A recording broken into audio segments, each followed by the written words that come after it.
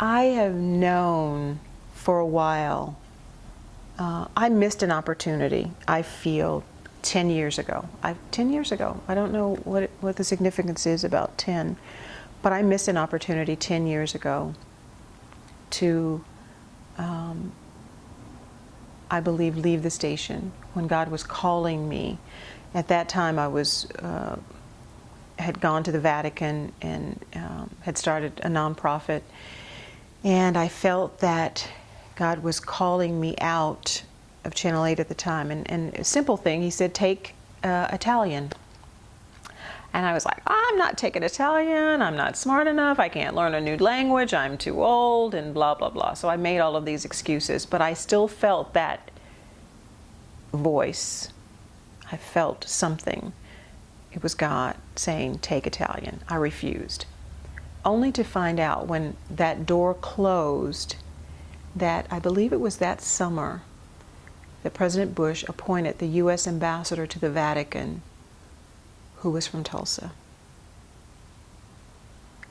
I knew instantly that I had missed an opportunity of a lifetime. Had I followed that, I believe to this day I would be working at the Vatican now. But I missed it.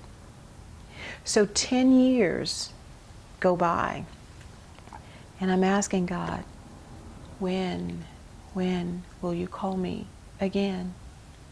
When will you allow me to leave? I'm ready to go, and I've been ready for a long time.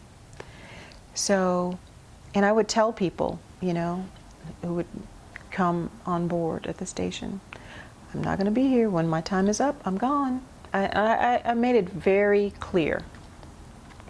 So it wasn't until I had really accepted that I had been out of, the Masters of Divinity seminary for 2 years, and I was like, okay, God, what are you going to do? And then I just felt that, I said, you know what?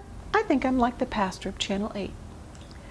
Because I'm on Sunday nights, I'm preaching the good news, so there it is. I'm the pastor of Channel 8, and so I was like, okay, this is my position and this is my call in life, so just get comfortable with it. So I was getting comfortable with it. I was mentoring those that I wanted to help, and then I realized that my life was really good until I got ready to go for a walk. And when I got ready to go for a walk one morning, I was having this conversation with God, and I do all the time. And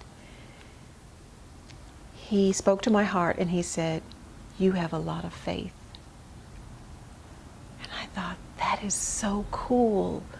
The second thing he said was, because I had questions, I said, okay, yes, I believe you provide. The second thing he said was, if you fail, I fail, and in God there is no failure. I thought, yeah, okay, but what will I do? How will I earn an income? How can I support my daughter in college?